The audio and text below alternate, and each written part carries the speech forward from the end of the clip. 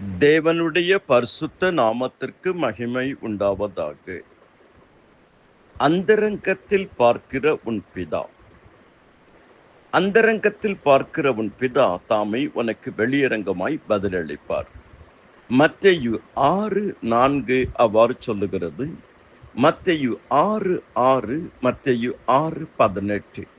இந்த 3 இடத்தில் அந்தரங்கத்தில் பார்க்கிற பிதா 3 அறிவுரைகள் இயேசு கிறிஸ்துவின் வார்த்தை. முதலாவது, நீயோ தர்மம் செய்யும்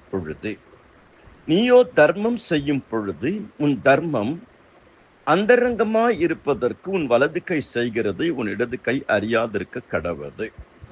அந்தரங்கத்தில் பார்க்கிற பிதா வெளியரங்கமாய் பதிலளிப்பார்.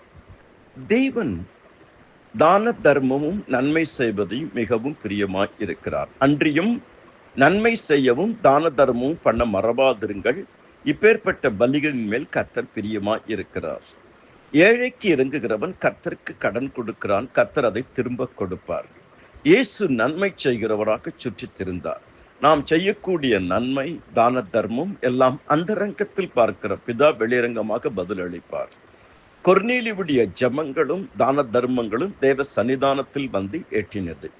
இரண்டாவது, நீயோ ஜெபம் பண்ணும் பொழுது, மத்தேயு 6:6. முதலாவது மத்தேயு 3:3, நீயோ தர்மம் செய்யும் பொழுது. மத்தேயு 6:6, நீயோ ஜெபம் பண்ணும்போது உன் அறை வீட்டுக்குள் பிரவேசித்து உன் கதவை பூட்டி அந்தரங்கத்தில் பார்க்கிற உன் பிதாவை நோக்கி ஜெபம் பண்ணு. அப்பொழுது அந்தரங்கத்தில் பார்க்கிற பிதா உனக்கு வெளியரங்கமாய் பதிலளிப்பார். அந்தரங்க ஜெபத்தில் நாம் பண்ணும் பொழுது அந்தகாரத்தில் இருக்கிற பொக்கிஷங்களை கர்த்தர் நமக்கு கொடுப்பார். உன் அறை வீட்டுக்குள் பிரவேசித்து எழுத்தின்படி கதவை பூட்டி ஜெபிக்கிறது ஒன்று.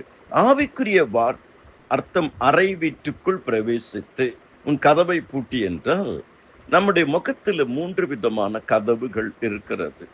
ஒன்று வாய், இன்னொன்று காது, இன்னொன்று கண். இது 3ஐயும் நம்ம பூட்டணுமா. வாய் வழியா வரக்கூடிய பேசக்கூடிய வார்த்தைகள், காது வழியா கேட்கக்கூடியது, கண்ணு வழியா பார்க்கக்கூடியது. இந்த 3மே நம்ம பூட்டி தான் வைக்கணுமா. அப்ப இது 3லேருந்து தான் மெசேஜ் ஒன்று மூளைக்கு போகும், இல்லைன்னா இருதயத்துக்கு போகும். கர்த்தருக்குள் அருமையானவர்களே, அந்தரங்கத்தில் பார்க்கிற பிதா, ஜபம் ஜபம் ஜபம், ஜபமே ஜெயம். மூன்றாவது, நீ உபவாசிக்கும் பொழுது மாயக்காரரை போல முகவாடலாய் இராதையுங்கள். அவர்கள் உபவாசிக்கிறதை மனுஷர் காணும் பொருட்டாக தங்கள் முகங்களை வாட பண்ணுகிறார்கள். அவர்கள் தங்கள் பலனை அடைந்து தீர்ந்ததென்று மெய்யாகவே உங்களுக்கு சொல்லுகிறேன். நீயோ உபவாசிக்கும் பொழுது அந்த உபவாசம் மனுஷர்களுக்கு காணப்படாமல் அந்தரங்கத்தில் இருக்கிற உன் பிதாவுக்கே காணப்படும்படியாக உன் தலைக்கு எண்ணெய் பூசி முகத்தை கழுவு. அந்தரங்கத்தில் பார்க்கிற உன் பிதா உனக்கு வெளியரங்கமாக பதிலளிப்பார். மத்தேயு 6:16-17.